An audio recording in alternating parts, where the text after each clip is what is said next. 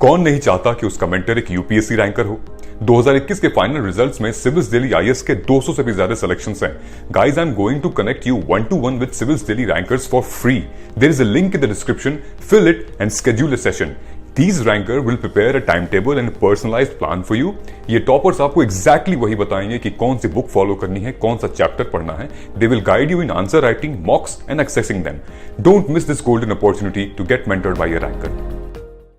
Hello everyone, my name is Nitika Bansal। I have been recently selected as Haryana Judicial Officer और आज Delhi Knowledge track के माध्यम से मैं आप सबसे अपनी स्ट्रैटेजी डिस्कस करने जा रही हूँ कि कैसे आप जुडिशरी का एग्ज़ाम क्लियर कर सकते हो, अपनी सेल्फ स्टडी के थ्रू कैसे उसे ईजिली क्लियर कर सकते हो। तो सबसे पहले मैं आपको अपने बारे में बताऊँगी कि ये मेरा सेकेंड अटैम्प्ट था हरियाणा का और मैंने कोचिंग ली थी अनिल खन्ना अकेडमी चंडीगढ़ से। तो इसके लिए मैंने खुद से भी तैयारी करी है because I am coming from a non legal background. तो हमारे घर में किसी ने लॉ नहीं किया, तो मेरे लिए बहुत ही नई सी चीज़ थी। पर अगर मैं कर सकती हूँ तो आप भी कर सकते हो। ऐसा कुछ नहीं है कि आपको लीगल बैकग्राउंड होना बहुत ज़रूरी है। इट्स जस्ट आपकी डिटर्मिनेशन होनी चाहिए कि आप कैसे क्या करना चाहते हो, और अगर आपने ठान लिया है तो आपको कोई भी रोक नहीं सकता है। तो अब हम अपनी स्ट्रैटेजी शुरू करते हैं। तो जैसे कि आप एग्ज़ाम की तैयारी करोगे, सबसे पहले आपको ये डिसाइड करना है कि आप कौन सी स्टेट का एग्ज़ाम देना चाहते हो। जैसे कि मेरा हमेशा से फोकस था पंजाब और हरियाणा। अगर आपका फोकस दिल्ली है, हिमाचल प्रदेश है, राजस्थान है, तो आपको उसी के हिसाब से अपनी तैयारी करनी होगी। अब तैयारी के लिए जब आप देखोगे कि मेरे को ये स्टेट चुननी है या वो स्टेट चूज़ करनी है, then you have to decide कि उसका सिलेबस क्या है। क्योंकि देखा जाए तो हर स्टेट का सिलेबस थोड़ा थोड़ा डिफर करता है और कुछ कुछ स्टेट्स में अलग सब्जेक्ट्स, माइनर लॉज भी जोड़े जाते हैं, जिसकी वजह से हमें थोड़ा सा मुश्किल लगने लग जाता है। तो पहले आपको अपने दिमाग में क्लियर करना होगा कि आपका फोकस क्या है, आपको किस स्टेट में जाना है, आप उसका एग्ज़ाम दे रहे हो, तो उसकी फिर उसी हिसाब से आपको तैयारी करनी है। जब आपने ये डिसाइड कर लिया, देन यू हैव टू सी कि आपकी प्रिपरेशन कैसे होगी। क्या आपको कोचिंग लेनी है या फिर आपको सेल्फ स्टडी करनी है, जिसके हिसाब से आप अपनी तैयारी शुरू करेंगे। अगर आप कोचिंग ज्वाइन करते हो तो आपको कोचिंग इंस्टीट्यूट वाले सब कुछ बता देते हैं कि आपको प्रीलिम्स के लिए कैसे पढ़ना है, मेंस के लिए कैसे पढ़ना है। But when it comes to self study, तब इंसान के लिए थोड़ा मुश्किल हो जाता है। पर फिर भी मुश्किल है, इम्पॉसिबल कुछ नहीं है। अगर आप करना चाहो तो सब कुछ कर सकते हो। तो सेल्फ स्टडी के लिए मैं आपको टिप्स दूंगी, क्योंकि मैंने खुद से ये चीज़ें देखी हैं कि हम क्या कुछ मिस कर देते हैं, जिसकी वजह से हमें कोचिंग इंस्टीट्यूट्स की हेल्प लेनी पड़ती है। So if you go with that, तो आप खुद से भी सब कुछ कर सकते हो, कुछ भी इम्पॉसिबल बिल्कुल नहीं है। तो हम देखा जाए तो एग्ज़ाम को सबसे पहले देखते हैं कि कैसे हमें इसको डिवाइड करना है। इसकी 3 स्टेजेस है, हम सबको पता है, प्रीलिम्स, मेंस और इंटरव्यू। अब उसको तैयारी करने के लिए हमें सबसे पहले आते हैं प्रीलिम्स पर। तो prelims is the first step for हमारी जुडिशरी की तैयारी के लिए। तो जब हम प्रीलिम्स देख रहे हैं तो प्रीलिम्स में आते हैं बहुत सारे क्वेश्चंस। ये हमारा पहला पड़ाव है, पर इतना भी वो नहीं है कि बहुत ही आसान है और बहुत ही मुश्किल है, क्योंकि अगर आप पहला पड़ाव पार करोगे तभी आप दूसरे पड़ाव पर पहुंचोगे। तो मेरे हिसाब से प्रीलिम्स सबसे मुश्किल स्टेज होता है, पर अगर आप इसे कर लो तो सब कुछ ही आसान हो जाता है। क्योंकि प्रीलिम्स एक ऐसा वो है जिसमें आपको बहुत ज़्यादा स्कोर नहीं करना है, आपको हाईएस्ट मार्क्स नहीं लेकर आने हैं, आपको सिर्फ उसे क्वालिफाई करने के पर्पज से तैयारी करनी है। क्योंकि then comes to the mains और इंटरव्यू, जहाँ पे आपके मार्क्स काउंट होते हैं। प्रीलिम्स से आपके मार्क्स ही काउंट नहीं होते हैं। तो इसको हमेशा उस तरीके से तैयारी करो कि आप क्वालिफाई कर सको आराम से, और ज़्यादा फोकस आप अपना मेंस और इंटरव्यू पे रखो। जब आप प्रीलिम्स की तैयारी कर रहे हो, हमें सबको पता है कि इसमें एमसीक्यूज आते हैं और हमें बहुत सारे एमसीक्यू सॉल्व करने चाहिए। पर इससे पहले आपको अपनी तैयारी को ऐसे डिवाइड करना होगा कि आप कैसे करोगे। सबसे पहले हम ये हमेशा देखते हैं कि हमें बैरेक्स पढ़नी है और कंसेप्ट क्लैरिटी रखनी है। तो बैरेक्स पढ़ते वक्त आपको ये ध्यान रखना है कि बैरेक्स एक ऐसी चीज़ है हमारी तैयारी में जिसे आप कभी भी रिप्लेस नहीं कर सकते हो। ऐसा नहीं है कि आपको कहीं के नोट्स मिल गए और कहीं के कुछ गाइडेंस मिल गई तो आपको बैरेक्स की ज़रूरत ही नहीं है। बैरेक्स बहुत इंपॉर्टेंट चीज़ है। आप जितनी बार बैरेक्स पढ़ते हो ना, वो आपको एक नई चीज़ लेकर आती है। So barracks is such an irreplaceable thing जिसे आप भूल ही नहीं सकते हो, छोड़ ही नहीं सकते हो। तो हमेशा बैरेक्स को पढ़ते रहो, तभी आपको समझ आएगा कि हमें कैसे और क्या करना है। आपको चीज़ें ईजिली समझ आने लग जाएंगी। तो जब आप बैरेक्स देख रहे हो ना, तो हमेशा ये सवाल रहता है मेरे को, सब लोग यही पूछते हैं कि बैरेक्स को कैसे पढ़े, याद ही नहीं होते सेक्शंस, कितने मुश्किल हैं, हमें सेक्शन नंबर नहीं याद होता, हमें प्रोविज़न याद नहीं होती। पर सच्चाई तो यही है कि आप जितना बैरेक्स को पढ़ोगे उतना ही आपका दिमाग क्लियर हो जाएगा, आपको उतना ही पता चलेगा कि इसको कितने अच्छे से करना है। तो बैरेक्स को जितना रीड करोगे उतना ही आपका क्लियर होता जाएगा, आपको और चीज़ें समझ में आती जाएंगी।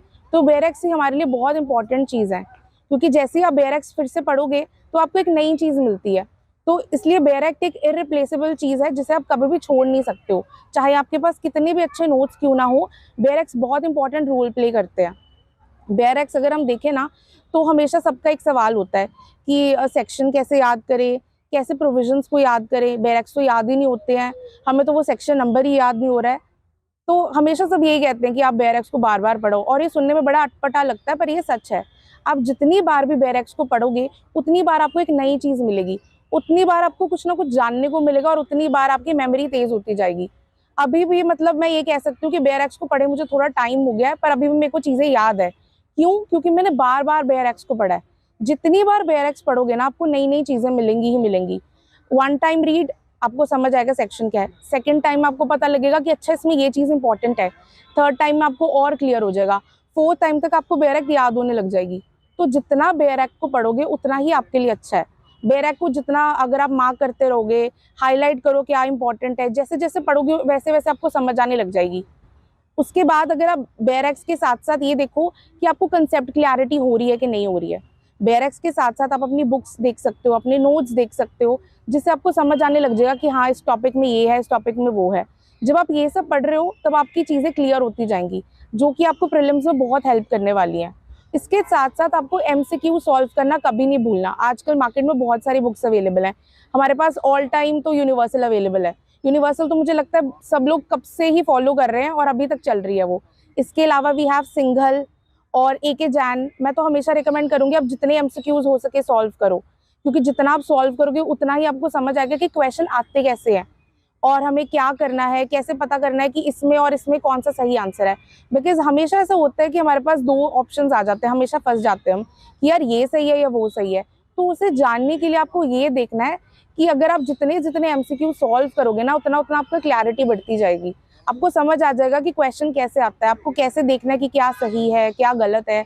इसके साथ साथ प्रीवियस ईयर पेपर सॉल्व करना कभी मत भूलना, क्योंकि प्रीवियस ईयर पेपर्स आपको एक आइडिया दे देते हैं कि स्टेट क्या पैटर्न फॉलो कर रही है, स्टेट कौन से क्वेश्चंस लेके आ रही है, कौन से क्वेश्चंस रिपीट हो रहे हैं, कौन से टॉपिक में से क्वेश्चंस आ रहे हैं और क्या कुछ आ रहा है, किस तरह का पैटर्न फॉलो किया जा रहा है, जिससे आपको एक बहुत ही क्लैरिटी मिल जाती है। अगर आप ये देखो ना चीज़ें, तो आपको कोचिंग की ज़रूरत ही नहीं है। आप एक प्रीवियस ईयर के एक बार आपने पेपर सॉल्व कर लिए, उसको देख लिया, आपको एक आइडिया तो पहले ही मिल जाएगा कि पेपर में क्या आता है, कैसे क्वेश्चंस आते हैं, कितने रिपीट हो रहे हैं, कौन सा टॉपिक बहुत ज़्यादा चल रहा है। जब आपको ये चीज़ें समझ आने लग जाएंगी, आप उसी तरीके से पढ़ना शुरू कर दोगे। क्योंकि पढ़ते वक्त हमें ये चीज़ें ध्यान रखनी कि क्या इंपॉर्टेंट है और क्या इंपॉर्टेंट नहीं है, क्योंकि हर चीज़ तो हम याद कर ही नहीं सकते और ना ही हम पढ़ सकते हैं। तो इसलिए बेटर है कि आप ये चीज़ें देखो जब आप प्रीवियस ईयर पेपर सॉल्व करोगे कि हाँ किस टॉपिक में से सबसे ज़्यादा क्वेश्चंस आ रहे हैं, किस टॉपिक को उन्होंने अभी तक छेड़ा ही नहीं है, पूछा ही नहीं जा रहा है, या बहुत ही बेसिक क्वेश्चन आ रहा है, या बहुत ही ट्विस्ट किया हुआ एक रीजनिंग वाला क्वेश्चन आ रहा है। तो जैसे जैसे आप ये चीज़ें देखोगे ना, आपकी क्लैरिटी बढ़ती जाएगी। देन आप एमसीक्यू सॉल्व करोगे, उससे आपको और क्लैरिटी होती जाएगी। एक और चीज़ है जो मैंने हमेशा से फॉलो की है, आई विल रिकमेंड कि आप ये ज़रूर करें कि जब भी आप एमसीक्यू सॉल्व करते हैं ना बुक्स में, प्लीज़ पेन को यूज़ ना करें। जितना आप यूज़ कर लेते दूसरी बार वो बुक आपके लिए वेस्ट हो जाती है। कभी भी एमसीक्यू सॉल्व करते वक्त बुक्स में पेन चला के उसे मार्क ना करें, पेंसिल चला के उसे मार्क ना करें, क्योंकि second time you can not use it. अगर आपके लिए वो नया ही नहीं होगा क्वेश्चन, तो आप उसे सॉल्व कैसे करोगे? सॉल्व करने के लिए वो आपके लिए एक नया क्वेश्चन भी तो बनना चाहिए ना। दूसरी बार सॉल्व करने के लिए ज़रूरी है कि हमें पता हो कि इसका आंसर क्या है, पता ही नहीं है, हम खुद से फिर से अफ्रेश स्टार्ट कर रहे हैं। तो प्लीज़ उस पर मार्क ना करें और खुद से एक अलग नोटबुक लगाएं जिसमें आप ये आंसर्स लिख सकते हैं। और जब आप ये चीज़ें करेंगे तो आपका एमसीक्यू सॉल्व होते जाएंगे। फिर जो क्वेश्चंस आपके गलत हो रहे हैं उनको मार्क करो, ताकि जब आप दूसरी बार उसे सॉल्व करो तो आपको पता चल जाए कि यार ये मुझे क्वेश्चन आता नहीं था और अब ये मुझे आता है या नहीं आता। तो ये तभी होगा जब आप उसे मार्क करोगे, क्योंकि सेकेंड टाइम जब आप इसे सॉल्व करोगे, पहली बात तो आपकी क्लैरिटी बढ़ चुकी होगी, दूसरी बात जब आपका अगर ये सही हो गया तो मतलब आपको समझ आ गया, और अगर नहीं हुआ अभी भी सॉल्व, अभी भी गलत हो रहा है, तो आपको ये पता चल जाएगा कि कमी कहाँ है मेरे में। या तो मुझे कॉन्सेप्ट समझ ही नहीं आया है, या फिर ये है कि मुझे ये चीज़ समझ नहीं आ रही है, या मेरा आंसर गलत हो रहा है, मुझे लॉजिक नहीं लगाना आ रहा। तो ऐसा जो भी रीज़न होगा वो आपको पता चल जाएगा। एंड थर्ड टाइम जब आप एमसीक्यू सॉल्व करोगे ना वो, तो आपको पता चल जाएगा कि हाँ ये सही हो रहा है। तो जितनी बार सॉल्व करोगे उतना ही आपके लिए अच्छा है। क्योंकि मेरा पर्सनल एक्सपीरियंस है, I am not good at MCQs. मेरा मेंस अच्छा है पर मेरे एमसीक्यूज बहुत ही बुरे हैं। मतलब जितने अच्छे से मैं आंसर लिख सकती हूँ उतने अच्छे से मैं शायद कई बार ऑप्शंस में सॉल्व करते वक्त नहीं कर सकती। तो मैंने एमसीक्यूज बहुत ज़्यादा सॉल्व किए and I would recommend everyone कि आप बहुत अच्छे से बहुत ज़्यादा एमसीक्यू सॉल्व करें। आपको लगेगा इट्स बहुत टायरिंग है यार, कैसे करेंगे, ये तो बहुत ही मुश्किल हो रहा है, पर एक तरीका बनाएं, एक शेड्यूल बनाएं। जैसे कि आप एक हफ्ते में अगर आप सोच रहे हैं कि मैं 5 दिन पढ़ूंगा और सैटरडे संडे ले लो एमसीक्यूज के लिए, अगर ऐसा नहीं कर सकते हो तो टेक दिस थिंग कि एक दिन में आप पढ़ रहे हो और शाम को एक एमसीक्यू सॉल्व कर रहे हो। एमसीक्यू कोई भी सब्जेक्ट का उठा लिया करो और उसे सॉल्व करा करो। इसी से आपकी क्लैरिटी होती जाएगी। जरूरी नहीं है कि भाई हम तो सिलेबस कंप्लीट करने के बाद ही एमसीक्यू करेंगे, ऐसा बिल्कुल भी जरूरी नहीं है। एक हफ्ते में कम से कम 2 दिन तो 2 एमसीक्यूज को या तो वीकेंड्स पर या फिर रोज में 1 घंटा लास्ट में दे दिया करो, क्या कि हम एमसीक्यू सॉल्व कर सके। और जब भी आप ये तैयारी कर रहे हो ना प्रीलिम्स की, एक चीज हमेशा याद रखना, मेजर सब्जेक्ट्स के पीछे भागना छोड़ दो। माइनर्स उतने ही इंपॉर्टेंट है जितने मेजर इंपॉर्टेंट है। ये चीज मैंने हमेशा फॉलो की है कि आप एक दिन का रूल बनाओ, जो मैंने हमेशा से फॉलो किया है कि आप एक मेजर उठा लो, एक माइनर उठा लो। इससे क्या होगा, आपके 2 सब्जेक्ट साथ साथ तैयार हो जाएंगे और आप बिल्कुल भी एग्जॉस्ट नहीं होगे कि यार मैं तो एक ही सब्जेक्ट पढ़ता जा रहा हूँ। ये चीज़ आपके लिए बहुत बेनिफिशियल होगी। ये मैं अपने पर्सनल एक्सपीरियंस से बता रही हूँ। फॉर एग्जाम्पल आप एक सीआरपीसी उठा लिया और एक कॉन्ट्रैक्ट उठा लिया, या कोई भी छोटा सब्जेक्ट उठा लो, जिससे कि आपके 2 सब्जेक्ट साथ साथ तैयार होते जाएंगे और आप पे बर्डन नहीं बनेगा। अगर आप इस तरीके से प्लानिंग करोगे ना तो कुछ भी ऐसा मुश्किल नहीं है। And I will never recommend कि आप 15 घंटे पढ़ो, 16 घंटे पढ़ो। ऐसा कुछ नहीं है कि 16 घंटे पढ़ने वाला इंसान ही एग्जाम क्लियर कर सकता है। I have never followed this rule. 16 घंटे पढ़ने की कोई ज़रूरत नहीं है। You have to think about yourself as well. आपके लिए आपको अपना फिजिकल मेंटल लेवल भी देखना है कि आप पढ़ सकते भी हो या नहीं। इतना ज़्यादा प्रेशर नहीं डालना अपने आप पर कभी भी कि आपको डिप्रेशन में चले जाओ। तो मैं तो यही कहूँगी कि पढ़ो, साथ साथ अपने आप को थोड़ा रिलैक्स भी करो, थोड़ी थोड़ी रिक्रिएशनल एक्टिविटीज़ करो, थोड़ा थोड़ा अगर आपको सोशल मीडिया यूज़ करना तो वो भी करो, पर उतना ही जितना ज़रूरी है। कहते हैं ना, excess of everything is bad, तो वो हर चीज़ पे एप्लीकेबल है, चाहे वो सोशल मीडिया हो, चाहे वो पढ़ाई हो। हर चीज़ हम ज़्यादा मात्रा में करेंगे तो हमारे लिए नुकसानदायक ही होगी, हम उसे नहीं कर पाएंगे। हमारा बॉडी, हमारा दिमाग जवाब दे देता है कि हम नहीं कर सकते। हम लोगों को उसको एग्जॉस्ट करने की बिल्कुल भी ज़रूरत नहीं है। तो जस्ट फॉलो द थिंग्स, पर एक तरीके से, ताकि आपको इतनी परेशानी भी ना हो। तो एक पूरा शेड्यूल बनाने के बाद ही आप उसे सॉल्व करें। अब जब आपने प्रीलिम्स की तैयारी कर रहे हैं, सब्जेक्ट्स पढ़ रहे हैं, साथ साथ एमसीक्यू सॉल्व कर रहे हैं, आपकी प्रीलिम्स की तैयारी हो रही है, और अगर आपके पास टाइम है, मतलब अभी नोटिफिकेशन आई नहीं है सपोज, तो और अच्छे से पढ़ो, कंसेप्ट क्लियर कर लो, ताकि आपकी मेंस की तैयारी उसके साथ हो जाएगी। मेरा तो यही मानना है, अगर आप मेंस की तैयारी कर रहे हो, प्रीलिम्स की अपने आप ही हो रही है। ऐसा कोई फंडा नहीं है कि प्रीलिम्स अलग मेंस अलग, ऐसा बिल्कुल भी नहीं है। तो मतलब आप खुद से सेल्फ स्टडी कर रहे हो तो ये चीज़ हमेशा देखना कि प्रीलिम्स और मेंस इतना भी अलग अलग नहीं है कि हमें अलग अलग पढ़ना पड़ेगा।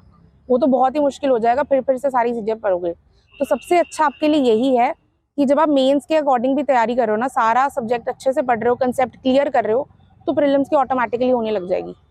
बस प्रीलिम्स के लिए एक चीज़ पे आपको फोकस रखना है, वो है आपकी bare act. Bare act is irreplaceable, उसे कभी भी मत छोड़ना, उसे पढ़ता ही रहना, मतलब जितना हो सके पढ़ो। बेयर एक्ट को तो आपको पढ़ना ही पढ़ना है, उससे आपको क्लियर ही क्लियर होता जाएगा कि क्या है, कैसा है, कितना पढ़ना है, क्या सेक्शन इंपॉर्टेंट है, ये सेक्शन कहाँ है, कोरिलेट करो। एक सबसे अच्छी चीज़ बताती हूँ जो मैंने हमेशा से करी है, जब आपको पता लगे ना ये सेक्शन इस सेक्शन के साथ कोरिलेट करता है, उस सेक्शन को सेक्शन के बाहर लिख दो, हाईलाइट करो और उसके साथ लिख दो read with this section, read with this order, read with this rule. उससे क्या होगा, जब आप वो सेक्शन पढ़ोगे ना, ऑटोमेटिकली आपके दिमाग में वो एक पिक्चर बन जाएगी, अच्छा इस सेक्शन को मुझे उसके साथ पढ़ना है, इस सेक्शन को मुझे उसके साथ पढ़ना है, ये क्लियर होने लग जाता है। हो सके तो आप स्टिकी नोट्स बना सकते हो, केसेस भी लिख सकते हो, क्योंकि केस लॉज बहुत इंपॉर्टेंट है। केस लॉज आपके प्रीलिम्स में नहीं, मेंस में बहुत हेल्प करने वाले हैं। आई वुड रियली रिकमेंड कि मेंस में भी आप केस लॉज यूज करो, उसे लिखो आंसर्स में। बाकी I will discuss this in detail जब मैं मेंस की बात करूंगी। फिलहाल प्रीलिम्स में भी केस लॉज बहुत इंपॉर्टेंट है, क्वेश्चंस आते हैं क्वेश्चन मतलब केसेस बेस्ड। ऐसा कुछ नहीं है कि केसेस की जरूरत ही नहीं है, you have to really study on that also. तो जब आप ये चीज़ें कर रहे हो तो आप स्टिकी नोट्स बना सकते हो अपनी नोटबुक्स में, अपने बुक्स में, जहाँ पे आप लिख सकते हो कि ये सेक्शन को मुझे इसमें पढ़ना है, या कोई नया केस लॉ आया ना तो उसको साथ में लिख लो कि अभी अभी रीसेंट जजमेंट है, तो आपको वो चीज़ याद रहती है। कई बार प्रीलिम्स में ऐसे क्वेश्चंस आ जाते हैं, ठीक है। इसके साथ साथ न्यूज़पेपर पढ़ने की आदत डाल लो, चाहे आपको ये बात बहुत ही बोरिंग लगे, बहुत ही ऐसी लगे कि यार ये तो सब कह देते हैं, but this is true. Newspaper पढ़ो, लीगल नॉलेज ही मिलती है, उसके साथ साथ आपको एडिटोरियल्स मिलते हैं, तो मतलब हर चीज़ न्यूज़पेपर की काम आती है। सिर्फ आपको लीगल नॉलेज नहीं मिलेगी जो कि आपको प्रीलिम्स में हेल्प करने वाली है, प्लस आपकी लैंग्वेज भी इंप्रूव होगी। अब लैंग्वेज के लिए हमें ये तो है ही है ना कि एसेस तो सबको ही लिखने हैं, तो इस हमारे यही फायदा है कि हम एडिटोरियल्स पढ़ें। एडिटोरियल्स जैसे पढ़ेंगे ना तो आपको एक पैटर्न पता लगता है कि कैसा लिख रहा है वो, क्या लिख रहा है, कैसे रिलेट कर रहा है। तो ये सब चीज़ें आपको पढ़नी बहुत ज़रूरी है। तो अपने पूरे शेड्यूल में ना एक चीज़ें बना लो कि आपको क्या क्या करना है। लॉ पढ़ना है, लैंग्वेज पढ़नी है, MCQ सॉल्व करने हैं, न्यूज़पेपर पढ़ना है और थोड़ा अपने आप को रिलैक्स भी करना है। ये सारी चीज़ों को मिश्रण बना के ना आपको अपना दिन बनाना है ताकि आप आराम से पढ़ भी पाओ और रिलैक्स भी हो पाओ। लैंग्वेज को कभी मत छोड़ना, प्रीलिम्स के टाइम पे भी लैंग्वेज को मत छोड़ना। जब आप प्रीलिम्स की तैयारी कर रहे हो then also you have to focus on your language, be it Hindi और इंग्लिश और पंजाबी और इंग्लिश। वो आपका जैसा भी, जिस भी स्टेट का आप पेपर देने जा रहे हो आपको ये करना ही करना है। 1 घंटा लैंग्वेज को पक्का पक्का देना है, बहुत ज़रूरी है। It is very important for you to focus on language. चाहे आपको लगे कि मेरे को तो इंग्लिश आती है, मेरे को तो बहुत अच्छी इंग्लिश आती है, मेरे को तो बहुत अच्छी पंजाबी आती है, मेरे को तो हिंदी भी बहुत अच्छी आती है, पर ऐसा नहीं होता है। हर चीज़ में ना बहुत सारी चीज़ें होती हैं जो हम नहीं कर पाते हैं। ग्रामर एक ऐसी चीज़ है ना जिसमें आपकी थोड़ी बहुत ही मिस्टेक होगी, आपके मार्क्स जाते हैं। कोई भी इंसान टॉप नहीं कर पाता लैंग्वेज में। क्यों? क्योंकि हम लोगों को लगता है हमें सब आता है, पर आता नहीं होता। एक नॉर्मल इंग्लिश में बात करना, नॉर्मल हिंदी या पंजाबी में बात करना और एक पेपर सॉल्व करना लैंग्वेज का बहुत बड़ी चीज़ है। इन दोनों में बहुत ही फ़र्क है। हमेशा याद रखना, लैंग्वेज इज़ मेक और break. This is a must follow rule, जो कि मैंने हमेशा से फॉलो किया है। ये रूल को आप कभी मत छोड़ना, क्योंकि लीगल नॉलेज सबकी सेम होती है। लैंग्वेज इज़ द वन जिससे आपके डिफरेंस बनता है मार्क्स में, जिससे आपकी चीज़ों में डिफरेंस बन जाता है। और लैंग्वेज आपकी सिर्फ मेंस में काम नहीं आने वाली है, इंटरव्यू में भी काम आएगी। आपको बात करनी है, इंग्लिश में बात करोगे, हिंदी में बात करोगे, पंजाबी में बात करोगे, तो आपकी अगर अच्छी लैंग्वेज होगी तभी आप बात कर पाओगे ना। तो हिंदी, इंग्लिश, पंजाबी, जिस भी लैंग्वेज की आप तैयारी कर रहे हो अच्छे से करो। लैंग्वेज को कभी मत छोड़ो, हमेशा पढ़ते रहो। एंड आई वुड रेकमेंड, अगर आपके पास न्यूज़पेपर नहीं है जैसे लैंग्वेज का, हिंदी का, पंजाबी का घर पे नहीं आता या इंग्लिश का घर पे नहीं आता, तो आप ऑनलाइन साइट्स पे देख सकते हो। आजकल तो हर जगह पे अवेलेबल है। टेलीग्राम पे कोई चैनल देख लो, ऑनलाइन किसी को एडिटोरियल पढ़ लो, या फिर कोई लाइव लॉ डाउनलोड कर लो, कोई बार बेंच डाउनलोड कर लो, जिससे आपको केसेस पता लगेंगे, थोड़ी बहुत ही लीगल नॉलेज मिल जाएगी। और अगर आप ये कोई एडिटोरियल्स देखोगे तो उससे आपकी इंग्लिश और हिंदी, पंजाबी, इनकी लैंग्वेज भी तैयार हो जाएगी। तो इन चीज़ों पे फोकस करना बहुत ज़रूरी है। तो याद रखना, when you are preparing for prelims, language, legal knowledge, अपना शेड्यूल बनाओ। इसके साथ आपको अपने MCQ सॉल्व करने ही करने हैं, चाहे डेली बेसिस पे करो चाहे वीकेंड्स पे करो, but you have to do this either weekends और वीकडेज। वो आपको अपना बनाना है स्केड्यूल, कैसे करना है। न्यूज़पेपर पढ़ना है और थोड़ा सा अपने आप को रिलैक्स भी करना है, वो भी बहुत ज़रूरी है, क्योंकि पूरा दिन कमरे में बैठ के आप पढ़ तो नहीं सकते हो, दिमाग को भी रिलैक्सेशन चाहिए होता है। तो आप इस पैटर्न को फॉलो करोगे देन प्रीलिम्स इज इतना मुश्किल नहीं है, आराम से हो जाएगा। एवरीथिंग इज डूएबल, हमेशा याद रखना, नथिंग इज इम्पॉसिबल। इसके बाद वी कम टू मेंस। अब मेंस में हम सबको पता है कि हमारा थोड़ा सिलेबस कम हो जाता है, पर हमें आंसर राइटिंग पे बहुत ज़्यादा फोकस करना पड़ता है। Now when it comes to mains, आपको बहुत सारी चीज़ें देखनी है। सी, सबको पता है मेजर सब्जेक्ट्स में से बहुत सारे क्वेश्चंस आते हैं, बट माइनर को भी हमें देखना है। जैसे कि आप देखोगे प्रीलिम्स में हमें सारी बेयर एक्ट पढ़नी पड़ रही थी, मेंस में ऐसा कुछ नहीं है। मेंस में आपके टॉपिक्स कम हो जाते हैं। अगर आप प्रीवियस ईयर क्वेश्चन पेपर्स देखो तो आपको आइडिया हो जाता है कि हाँ जी, इन टॉपिक्स में से बड़े क्वेश्चंस आ रहे हैं और इन टॉपिक्स को अभी तक मतलब क्वेश्चन नहीं आए इनमें से, अभी तक इनको किसी ने छुआ ही नहीं है, इनमें से कोई क्वेश्चन ही नहीं आ रहा है। तो ये चीज़ें अगर आप देखोगे ना तो आपको एक पैटर्न सा दिखेगा कि हाँ ये टॉपिक इंपॉर्टेंट है, ये टॉपिक नहीं इंपॉर्टेंट। तो इसके लिए भी आपको कोचिंग जाने की ज़रूरत नहीं पड़ेगी, आप खुद से मार्क कर सकते हो कि ये टॉपिक ज़रूरी है, ये टॉपिक नहीं ज़रूरी है, देन गो फॉर इट। अब आपको पता लगे कौन से टॉपिक इंपॉर्टेंट है, उसे मार्क करो। अब उसके नोट्स बनाओ, ठीक है। जब आप नोट्स देख रहे हो कि आप ऑलरेडी आपने बना लिए होंगे, प्रीलिम्स में आप पढ़ ही रहे थे, तो अब आप देखो कि हाँ इस टॉपिक में ये हमारे पास फुल फ्लेज कंटेंट है, आप इसमें से आंसर्स बना सकते हो। अब जब हम मेजर की बात करें उसमें हमें पता लग गया कि हाँ बहुत सारे टॉपिक्स निकलने वाले हैं। फॉर एग्जाम्पल CRPC देख लिया हमने, उसमें से लगा लो 10-15 टॉपिक्स आ गए। पर जब माइनर उठाते हैं उसमें से तो टॉपिक ही खत्म हो जाते हैं, बहुत ही कम टॉपिक रह जाते हैं। जैसे कि अब अगर आप लो ना partnership act, sales of goods act, उसमें से टॉपिक्स ही बहुत छोटे छोटे रह जाते हैं। इतना तो सिलेबस होता ही नहीं है जिसे हमें तैयार करने में बहुत मुश्किल हो। जैसे कि पार्टनरशिप एक्ट ले लो, उसमें क्या इंपॉर्टेंट रह जाता है, होल्डिंग आउट और एसेंशियल्स ऑफ पार्टनरशिप, या फिर पार्टनरशिप में कैसे एंटर होते हैं, इनकमिंग, आउटगोइंग, या थोड़ी बहुत ही और चीज़ें। बस एक छोटे छोटे 4-5 टॉपिक्स होते हैं, इसे तैयार करना बहुत ही ईजी हो जाता है। सो इसके लिए आपको बस ये देखना है कि पुराने क्वेश्चन पेपर ज़रूर देखना, प्रीवियस ईयर जिस भी स्टेट का पेपर दोगे उसके क्वेश्चन पेपर देखो, mark down and then write down कि कौन से टॉपिक्स हैं जो इंपॉर्टेंट है, जिसमें से क्वेश्चंस बन रहे हैं। अब उन टॉपिक्स को उठाओ, उन्हें तैयार करो। आपकी कंसेप्ट क्लैरिटी है तो आधे से ज़्यादा काम आपका हो चुका है। नाउ प्रिपेयर योर नोट्स और प्रिपेयर देम बिफोर दिस। मतलब अगर आपके पास पहले से बहुत सारा टाइम था तो प्रीलिम्स के टाइम पे प्रिपेयर कर सकते हो, मेंस के टाइम पे एकदम से बर्डन लेने की ज़रूरत नहीं है, क्योंकि वी नेवर नो कितना आपको टाइम देने वाले हैं। वो कुछ महीने देंगे, 1-2 महीने दे रहे हैं, या 1 महीने के बाद ही हो रहा है, या 2-3 महीने दे रहे हैं। So it's not in our hands, तो हमें पता ही नहीं है कि क्या होने वाला है। तो इसके लिए क्या करो, या तो नोट्स पहले बना के रख लो, या फिर अगर आपके छोटे मोटे कुछ रह गए हैं तो अब लिख लो, पर ज़्यादा टाइम वेस्ट मत करना उस पर भी, ठीक है। अब नोट्स बनाते वक्त ना एक चीज़ हमेशा याद रखना, जब आप नोट्स बना रहे हो, एक तो होते हैं हमारे मेजर टॉपिक्स जिसमें से आते हैं बड़े बड़े क्वेश्चंस, जिसमें से सिचुएशनल बेस भी आते हैं, प्रोपोजिशंस आती हैं, बड़े क्वेश्चंस आते हैं, थ्योरेटिकल क्वेश्चंस होते हैं। उनको तो आप अच्छे से फुल फ्लेज लिखो, जिसमें आपके कंटेंट प्लस केस लॉज होने चाहिए। प्लीज़ केस लॉज पढ़ना, केस लॉज मत भूलना, केस लॉज पढ़ने बहुत ज़रूरी हैं। केस लॉज का मतलब ये नहीं है कि एक पूरी की पूरी थान बना लेना केस लॉज की। इंपॉर्टेंट केस लॉ उठाओ, हर एक टॉपिक में 2-3 केसेस होते हैं जो इंपॉर्टेंट होते हैं। सारे केसेस लिखने की जरूरत नहीं है, सारे केसेस पढ़ने की जरूरत नहीं है। एंड एक चीज़ हमेशा याद रखना, जो लोग आपको कहते हैं ना कि साइटेशन याद करनी बहुत ज़रूरी है, ऐसा बिल्कुल नहीं है। सिर्फ केसेस लिखना, और अगर आपको नहीं याद केसेस होते ना तो एक एग्जाम्पल बना के भी लिख देना। फॉर इंस्टेंस ये चीज़, केसेस पढ़ो, याद कर सकते हो करो, नहीं कर सकते हो एग्जाम्पल बना के लिखो, पर साइटेशन वगैरह के चक्कर में मत पड़ जाना। ये एक्स्ट्रा चीज़ें जो सब बता देते हैं हमेशा करने की ज़रूरत होती नहीं है। सिर्फ आपको ये ध्यान रखना है कि क्या इंपॉर्टेंट है, कितना पढ़ना है।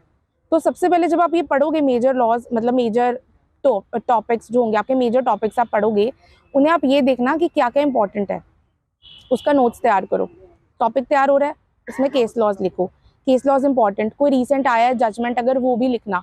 इससे बहुत अच्छा इंप्रेशन पड़ता है कि जो चेक कर रहा है ना वो देखेगा कि हाँ यार इंसान को काफ़ी नॉलेज है, इसने काफ़ी तैयारी की है, इसको नया टॉपिक पता है, नया केस लॉ जो आया है, नई चीज़ आई है वो भी इसे पता है।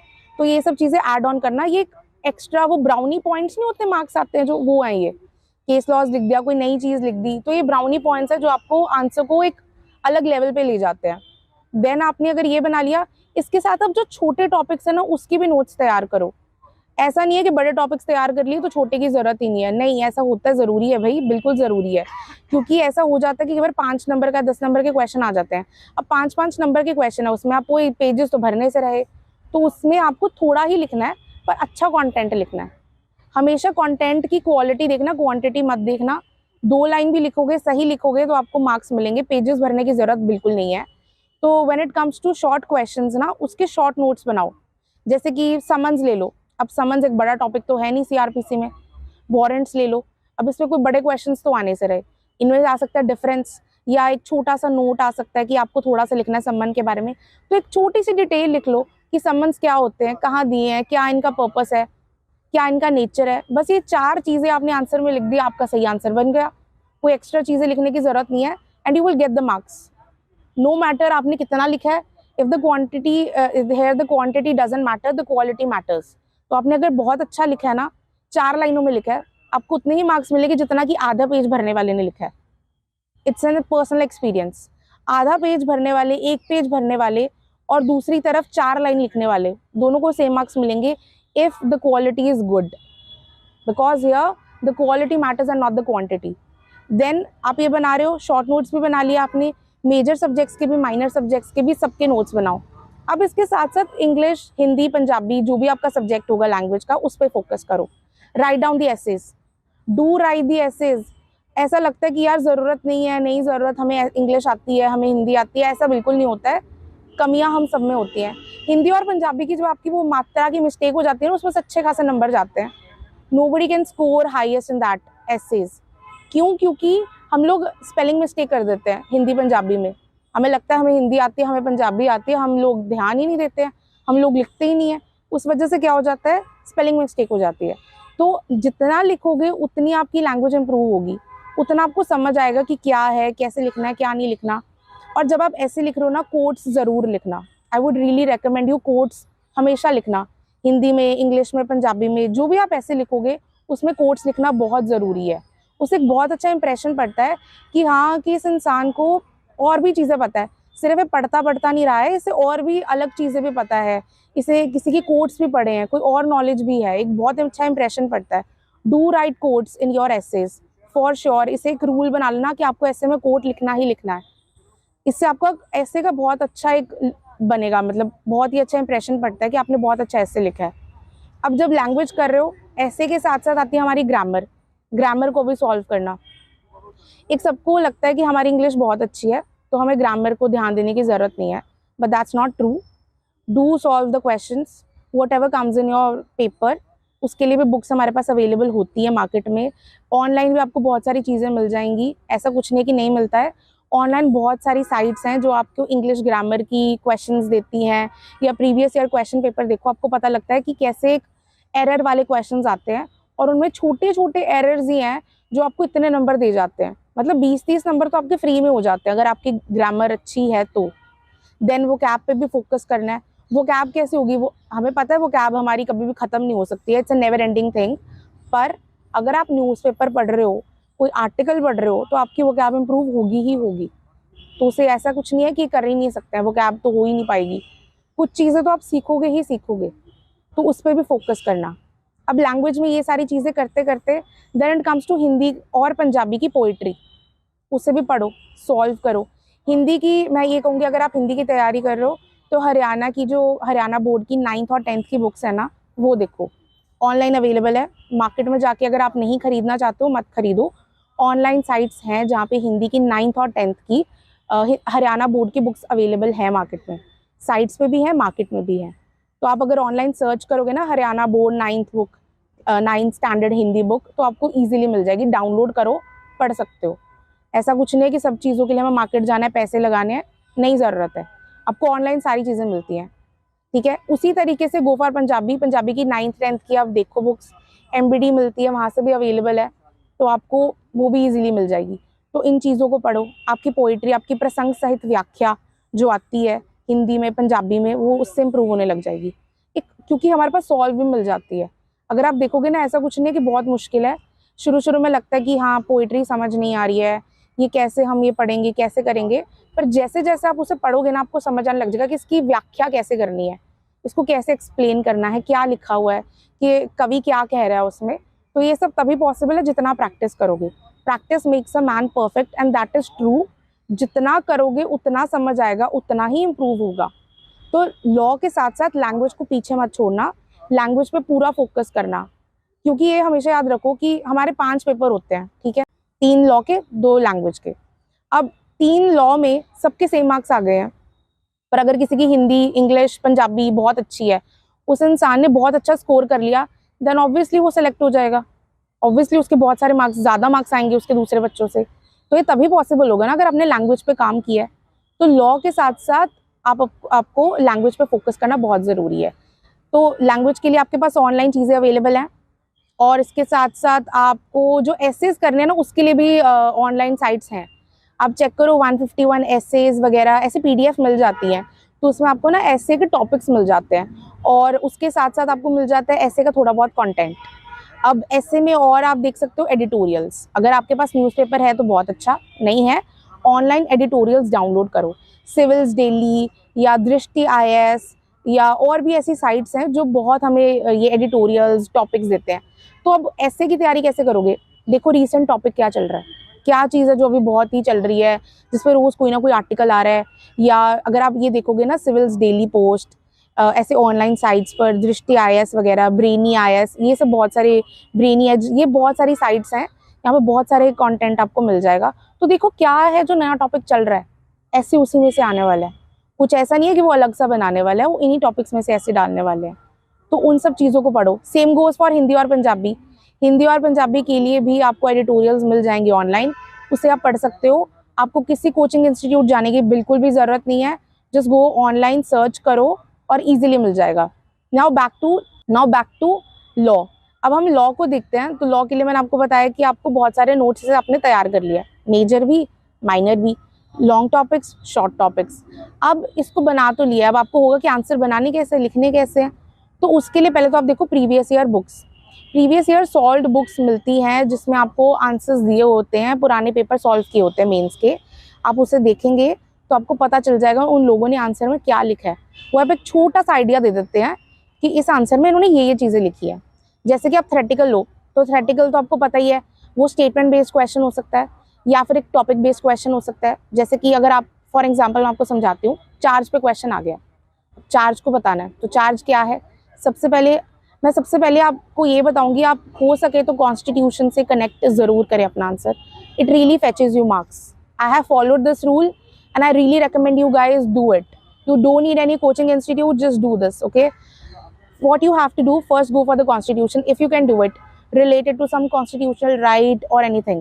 Then what is it, ये है क्या चीज़, एक जनरल बैकग्राउंड दो, चार्ज क्या होता है। देन उसके एसेंशियल्स, उसका नेचर बताओ, पर्पस क्या है, ये किस प्रोविजन में दिया हुआ है। अब क्वेश्चन के हिसाब से चलो, क्वेश्चन क्या मांग रहा है वो लिखो। It gives a proper structure to your answer. Start the answer with the introduction and then give the reasoning and then give the conclusion. Do write conclusion if you can. It will help you getting good marks. क्योंकि देखो paper सब लिखते हैं, answer mains का सब लिखते हैं, marks किसी किसी को मिलते हैं। और वो कैसे होता है, आपका स्ट्रक्चर कैसा आंसर का। तो do follow this structure, go for the introduction, then what is it required in the answer and then the conclusion. It will really fetch you marks. Go for it. ये आपको बहुत अच्छे marks देगा।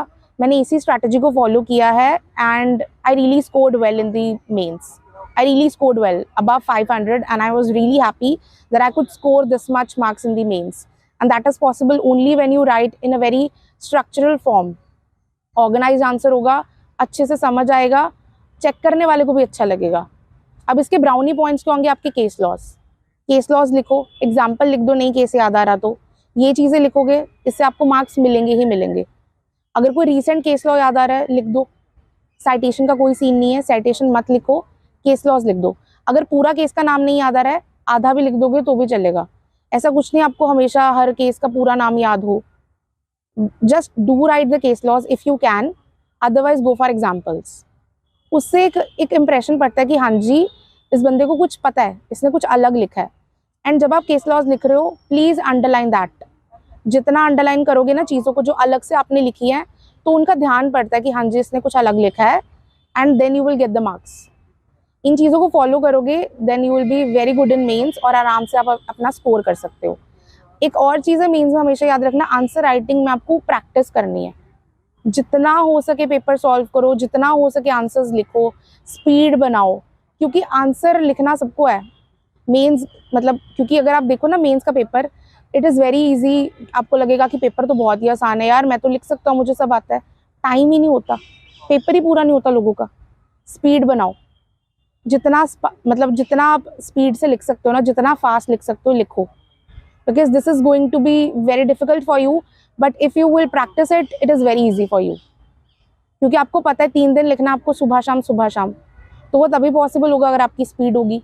आता सबको है, लिखना आना चाहिए कि कैसे लिखना है और स्पीड से पूरा कैसे करना है। सबको सेम चीज़ें आती हैं, अब किसने कैसे लिखा है और कितना लिखा है, this will get you marks. मेरे को आता है, दूसरे इंसान को भी आता है। अब मैंने एक अच्छे तरीके से लिख दिया, मेरे को मार्क्स मिल गए। अब उसका पेपर सॉल्व हुआ, पेपर पूरा नहीं हुआ, मेरा पेपर पूरा हो गया, मुझे मार्क्स मिल गए। तो ये चीज़ें बहुत इंपॉर्टेंट है। आपको पूरा पेपर अटेम्प्ट करना है, आपको नहीं छोड़ना पेपर को, पूरा पेपर अटेम्प्ट करना। और वो कैसे होगा, जितनी आप स्पीड से पेपर सॉल्व करोगे। गो फॉर इट यार, जितनी स्पीड से पेपर सॉल्व करोगे ना, आपका पेपर पूरा होगा। आप एक बार उसे रिवाइज भी कर सकते हो। अगर आपको लोग कहते हैं ना पेपर पूरा नहीं होता यार, रिवाइज कहाँ से करेंगे, ऐसा नहीं है। मैंने पेपर पूरा किया था, रिवाइज भी किया था। मैंने सीरियसली सारा पेपर फिर से चेक किया था कि मेरा कुछ छूटा तो नहीं है। और ये कैसे हुआ, मैंने लिखा, बहुत लिखा। मैंने 1 महीना नॉन स्टॉप लिखा। घर पे प्रैक्टिस करी है मैंने। अगर आप घर पे कर सकते हो तो बहुत अच्छा है, नहीं कर सकते गो फॉर टेस्ट सीरीज़ भी मिल जाती हैं। ऐसा नहीं है कि बहुत ही एक्सपेंसिव हो जाएगा, नहीं हो पाएगा, रीजनेबल में मिल जाती हैं। या फिर ऑनलाइन आपको क्वेश्चंस भी मिल जाते हैं कहीं ना कहीं। इसके अलावा you have previous year question papers, इसे आप खुद सॉल्व कर सकते हो, उससे भी आपको आइडिया हो जाएगा। एंड अगर आपको लगता है कि आपको किसी की गाइडेंस की ज़रूरत है, then you can join test series, जिसमें आपको वो क्वेश्चंस दे देते हैं, सॉल्व करवाते हो आपसे, मतलब वो आपको क्वेश्चंस दे देते हैं और आप सॉल्व करते हो, then they check it and give you marks, reviews की कहाँ कमी है कहाँ नहीं है। और वही चीज़ें मैं आपको बता रही हूँ कि ये चीज़ों का अगर आप ध्यान रखोगे ना तो शायद आपको टेस्ट सीरीज़ की ज़रूरत ही नहीं पड़ेगी, क्योंकि टेस्ट सीरीज़ वाले भी यही बताने वाले हैं कि आपको ऐसे लिखना है, ये लिखना है, इतना लिखना है। तो सिंपल है, अगर आप आंसर को अच्छे से फॉर्मेट में लिखोगे, इंट्रोडक्शन दोगे, अच्छा कंटेंट लिखोगे, देन रीजनिंग देके अपनी कंक्लूजन दोगे, तो आपको मार्क्स मिल जाएंगे। Now when it comes to proposition का क्वेश्चन ना, do not write facts in your answer sheets guys, do not write facts. Please time waste मत करना फैक्ट्स लिख के, वो बहुत ही एक लंबा प्रोसेस बना लेते हो, पता नहीं कौन बता देता है कुछ लोगों को। मेरे को बहुत लोग कहते हैं फैक्ट्स लिखने हैं, फैक्ट्स लिखने हैं। क्यों लिखने हैं फैक्ट्स? क्वेश्चन पेपर में है, उन्हें पता है फैक्ट्स में क्या है, क्यों लिखना, टाइम वेस्ट करना है, जगह वेस्ट करनी है। तो इससे अच्छा क्या करो, सबसे पहले इशू लिखो, इशू लिखने के बाद रीजनिंग दो, लॉ प्रोविजंस क्या यूज हुई हैं, आपकी रीजनिंग क्या है, आपको कोई रेलेवेंट केस लॉ पता है वो लिख दो, then give your decision. Simple, 3 चीजें हैं बस, इशूज, उसमें आपकी रीजन, उसके बाद आप लिखोगे reasoning plus legal provisions, then give for the decision, that's it. इसके अलावा कुछ नहीं लिखना। ऐसा कभी मत सोचो कि मेरे को 2 पेजेस भरने हैं, 10-20 नंबर का क्वेश्चन है, 4 पेजेस भरने हैं, ऐसा नहीं है। सही लिखो, अच्छा लिखो, you will get the marks. Even if you have write for like 1 page, still you will get the marks. ठीक है, क्वांटिटी के पीछे मत भागना, क्वालिटी पे फोकस करो। जितना अच्छा आंसर होगा उतने ही मार्क्स मिलेंगे। तो आपको 2 ही तरह के क्वेश्चंस आने वाले हैं, थ्योरेटिकल और प्रोपोजिशनल क्वेश्चंस। ना थ्योरेटिकल हमारे पास जब आते हैं ना तो शॉर्ट में भी आ जाते हैं, कई बार आता है शॉर्ट नोट्स या फिर आता है डिफरेंसेस। तो डिफरेंसेस भी कुछ लोग बहुत ही मतलब सोचने लग जाते हैं कितने पॉइंट्स लिखूं, जितना आपको उसका पता है उतना लिखो। एक सबसे इजी ट्रिक बताती हूँ डिफरेंस सॉल्व करने की, please apply it your in exams, okay, this is very important, do apply this trick, okay. मुझे शुरू में ना लगता था कि हम एक अच्छा सा पॉइंट बनाना है, फर्स्ट पॉइंट लिख के एक चीज के बारे में फिर लिखना है, whereas the second point is this. ऐसा मत लिखना, सीधी लाइन लगाओ, दोनों बारे डिफरेंस दो, सिंपल, टाइम बचेगा, जगह बचेगी, फटाफट लिखा जाएगा and you will get the marks. I have really followed this principle. मैंने सारी चीज़ें ऐसी की हैं and I have scored very well in mains. So I can really guide you for this. Differences वगैरह को लाइन लगाओ, easily लिखो, किस टॉपिक पे लिख रहे हो उसका अपना रीजनिंग दो, प्लस डिफरेंस के पॉइंट्स लिख दो, सिंपल। तो सारी चीज़ों को बस फटाफट करने की और अच्छा लिखने की कोशिश करो। 2 चीज़ें आपको फोकस करनी है, क्वालिटी प्लस स्पीड। इन दोनों चीज़ों पे फोकस करो, आपका मेंस का आंसर हो जाएगा, पेपर पूरा होगा, टाइम से होगा।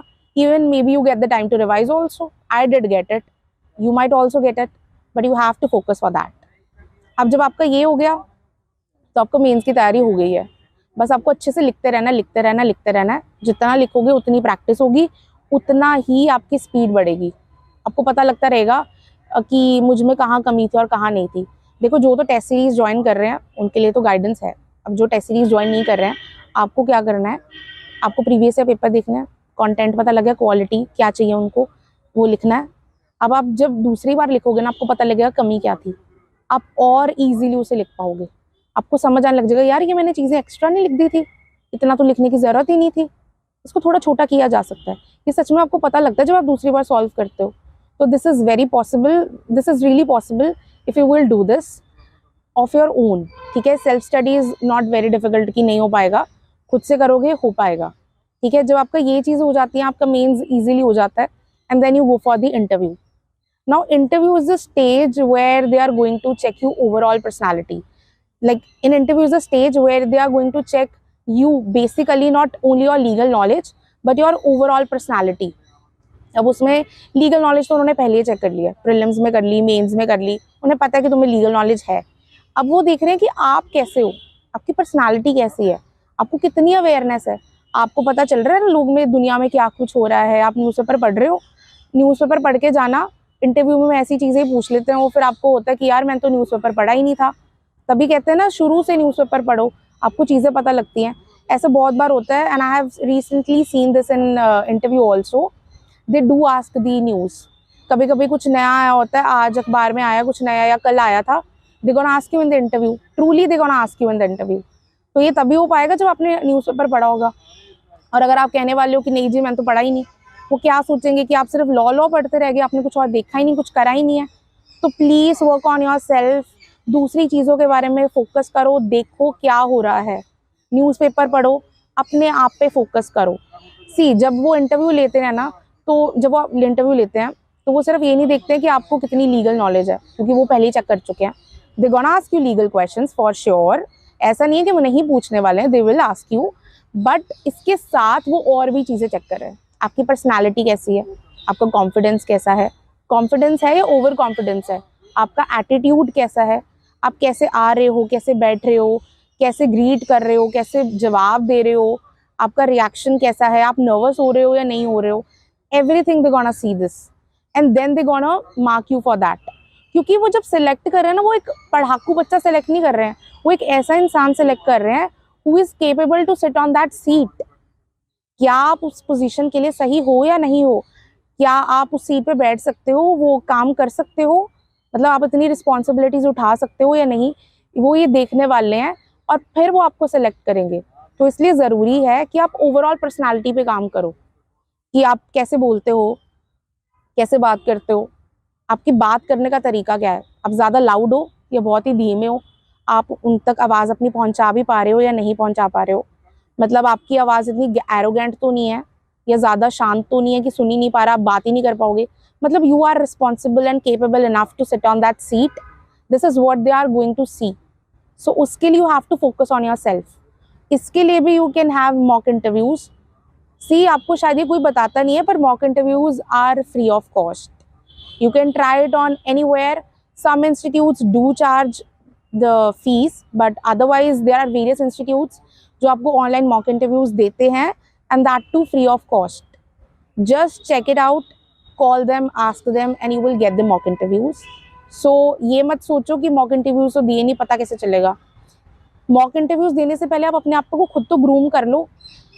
सबसे easy चीज़ है, शीशे के आगे खड़े होकर अपने आप से बात करो, देखो आप बोल कैसे रहे हो, अब बात कैसे कर रहे हो, अब बात करते वक्त आप घबराते हो या नॉर्मल बात कर पाते हो, अब अपने आप को देख पा रहे हो ना कि आप कैसे बात कर रहे हो। इन चीज़ों को देखो, तभी आपको समझ आएगा कि आप कैसे हो। किसी किसी को स्टेज फियर होता है, किसी किसी को बोलने में थोड़ा टेंशन होता है, ऐसे नर्वस हो जाता है कभी कभी कोई इंसान, तो ऐसी प्रॉब्लम्स होती हैं, सबके साथ होती है। ऐसा नहीं है कि सब बहुत ही कमाल के लोग आए हैं, भाई सबको सब कुछ आता है और बहुत ही कॉन्फिडेंट है, ऐसा नहीं होता। सब में थोड़ी थोड़ी खामियां होती हैं, एवरीवन हैज़ दैट। सो उसके लिए आपको अपने आप पे काम करना है, वर्क करना है। आपकी कमियां तो आपको पता है ना, तो कमियां पता है तो उन्हें पूरा कर लो। तो आप उसे पूरा करना इतना भी मुश्किल नहीं है, just focus on your self.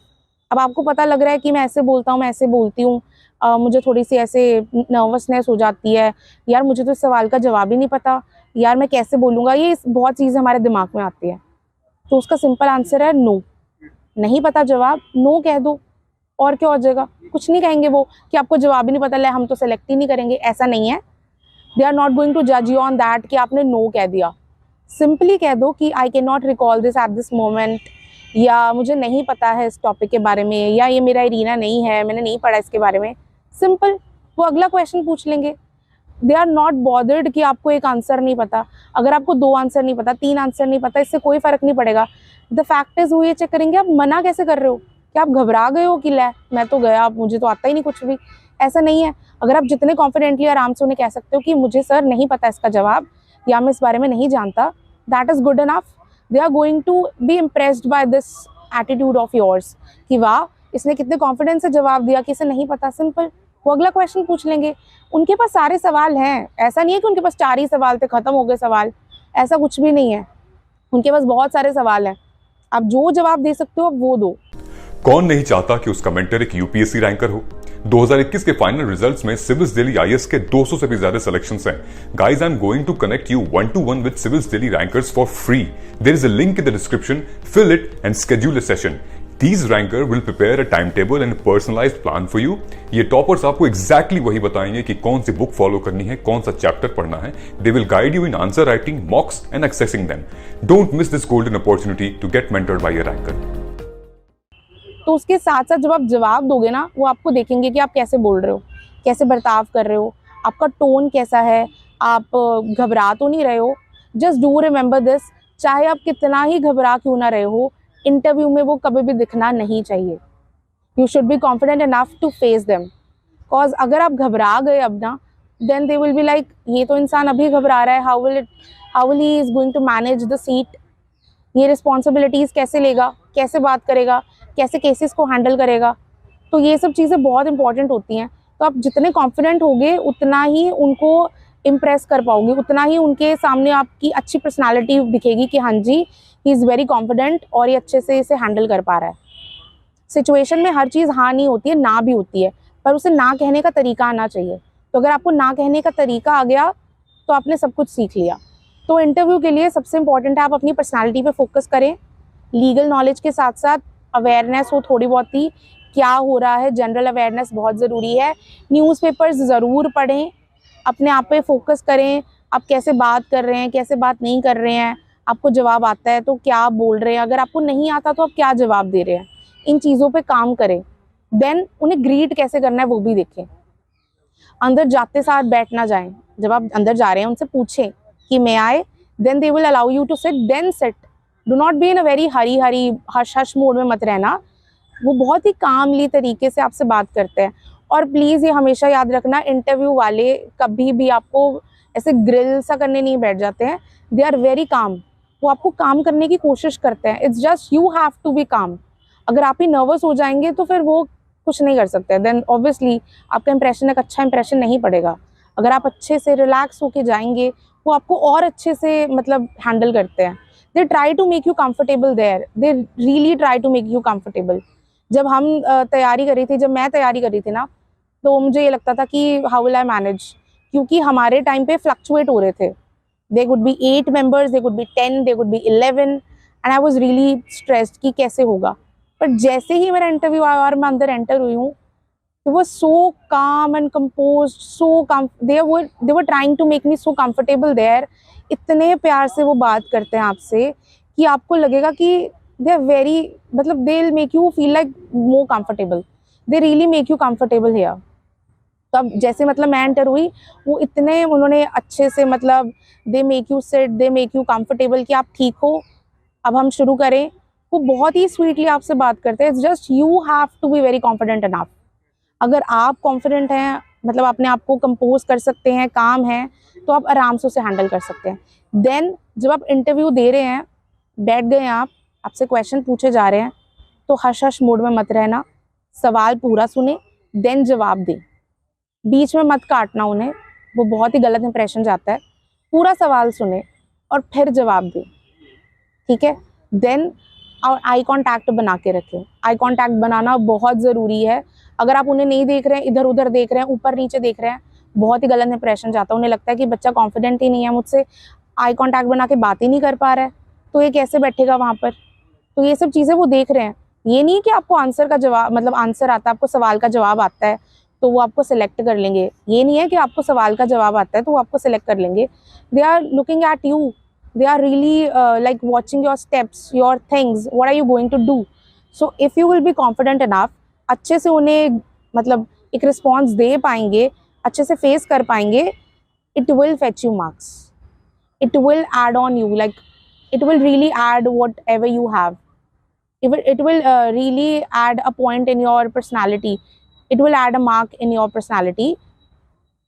तो मतलब जब भी ये देंगे ना, तो ये होगा कि मतलब जैसे आप अच्छे से उन्हें बात कर पा रहे हैं, it will really add mark in your results कि हाँ ये बहुत ही अच्छे से बोल पा रहा था, ये तो बहुत ही अच्छे से जवाब दे पा रहा था, इसे जवाब नहीं पता था पर इसने बहुत अच्छे से ना बोला।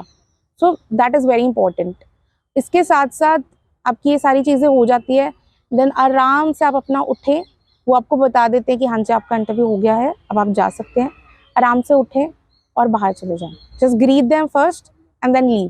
दिस इज़ वेरी इंपॉर्टेंट कि आप अच्छे से उन्हें ग्रीट करें, बैठें, आराम से जवाब दें, आराम से उठें और चले जाएं। अगर आप हड़बड़ी में होंगे तो पक्का कुछ ना कुछ गड़बड़ हो जाती है, तो इसलिए बेटर है कि आप आराम से उनसे बात करें। तो अब आपको याद रखना है कि इंटरव्यू के लिए आपको क्या चीज़ें देखनी है। एक तो लीगल नॉलेज, वो आपको ऑलरेडी है, just brush it up, that's all. थोड़ी बहुत ही जनरल अवेयरनेस, अपने आप पर काम करना है, अपनी पर्सनालिटी पे काम करना है कि आप कैसे बात करते हैं, कैसे उन्हें ग्रीट करते हैं, कैसे आप ड्रेस होके जा रहे हैं, कैसे बात कर रहे हैं। ड्रेसिंग पे बहुत काम करना, okay. Just don't be like कि कुछ भी जैसे ही आता है इंटरव्यू का कॉल, वो आपको बता देते हैं कि आपको बहुत ही लाइट पेस्टल कलर्स या क्रीम ऐसे लाइट कलर्स पहने हैं, and if you are a boy then you have to go for the suit. वो भी ग्रे ब्लू ऐसा कुछ, ठीक है। अच्छे से ड्रेसअप होके जाएं, ज़्यादा तैयार श्यार मत हो इतना कि हम पार्टी के लिए जा रहे हैं, okay. Just be very simple decent, ये चीज़ें हैं जो उन्हें अच्छी लगती हैं, इम्प्रेस करती हैं। एंड देन अपने आप पे काम करें, then your interview can be cleared easily, you don't need anyone, okay. और अगर आपको मॉक इंटरव्यू करना है तो आपको ऑनलाइन मिल जाएंगे, ऑनलाइन भी मिल जाएंगे, ऑफलाइन भी मिल जाएंगे, and that is free of cost. बहुत सारे ऐसे इंस्टीट्यूट्स हैं जो मॉक इंटरव्यूज़ फ्री में देते हैं, इन दिल्ली, इन चंडीगढ़, और भी बहुत जगहें होंगी। मतलब आप ट्राई करेंगे, पता करेंगे तो you will get it, okay. ऐसा नहीं है कि पैसे लगते हैं हमेशा, it's free of cost. Otherwise work on your self, अपने आप, ठीक है। अब इसके बाद मैं आपसे एंड में यही कहूँगी कि ये सब चीज़ें करते वक्त ना हर इंसान फेस करता है थोड़ा बहुत डिप्रेशन, और थोड़ा बहुत निराश हो जाता है कि मैं कैसे करूँगा, अगर एग्ज़ाम नहीं हुआ तो क्या हुआ। अगर ये एग्ज़ाम नहीं होगा दुनिया ख़त्म नहीं हो जाएगी, पहली बात। दूसरी बात, आप नेगेटिव सोच ही क्यों रहे हो, आप सोचो ही पॉजिटिव, एग्ज़ाम आराम से क्लियर हो जाएगा। अगर आप इतनी अच्छे से तैयारी कर रहे हो तो आपका एग्ज़ाम आराम से क्लियर हो जाएगा, really nobody can stop you. एक चीज़ हमेशा याद रखना, जो मैंने याद रखी है, everything is doable, everything is doable. अगर आपको चीज़ें याद हो गई है तो सब कुछ पॉसिबल है, कुछ भी इम्पॉसिबल नहीं है। कहते हैं ना, नथिंग इज़ इम्पॉसिबल, तो नथिंग इज़ इम्पॉसिबल, यही एक रूल है, करो ही करो। और सबसे इंपॉर्टेंट चीज़ जो मैंने हमेशा अपनी लाइफ में फॉलो की है, that is there is a reason for every action, ठीक है। ये करने का एक कारण है, आप सबको पता है कि आपका क्या कारण है, वो may be family, may be your dream, may be someone else. तो उस कारण को याद रखो, उस कारण को याद रख के ना आपको एक अलग सी मोटिवेशन मिलती है ना, कि आप पीछे नहीं देखते और आप अच्छे से तैयारी कर पाते हो। मेरा कारण था मेरी फैमिली, मेरे पेरेंट्स, जिनकी ये ड्रीम है, तो उन्होंने, उनकी वजह से I could have do this. मतलब मेरा कारण था मेरी फैमिली, मेरे पेरेंट्स, जिन्होंने ये करा था कि उन्हें ये, मेरा कारण था मेरी फैमिली, पेरेंट्स, जिनकी वजह से मैंने ये किया है। और मुझे हमेशा याद आता था कि अगर मैंने ये कर लिया तो उनके जो वो हंसे, मतलब हंसी से भरे हुए चेहरे होंगे ना, दे हैप्पी फेसेस, तो मुझे आता कि जब ये हो जाएगा तो मुझे उनके वो हैप्पी फेसेस देखने को मिलेंगे, जो वो बहुत ही खुश हो जाएंगे, दे will B so proud of me. तो मतलब उसी तरह आपका भी एक कारण होगा जो आपको मोटिवेट करता रहेगा कि आप ये कर सकते हो। तो हमेशा वो कारण याद रखो, और ये याद रखो कि everything is doable, nothing can stop you. अगर आप ऐसे तैयारी करोगे तो आपका पहले अटेम्प्ट में ही जुडिशरी का एग्जाम क्लियर हो सकता है, और आपको बिना कोचिंग के भी सब कुछ पॉसिबल हो सकता है। So just do follow this. I am very grateful to Delhi Knowledge Track, जिसके थ्रू मैं आपसे बात कर पाई और आपको गाइड कर पाई कि आपको कैसे तैयारी करनी है। So just work hard and I wish good luck to all. अच्छे से तैयारी करो और पहले अटेम्प्ट में आप जुडिशरी का एग्जाम क्लियर कर सकते हो, because nothing is impossible. Thank you.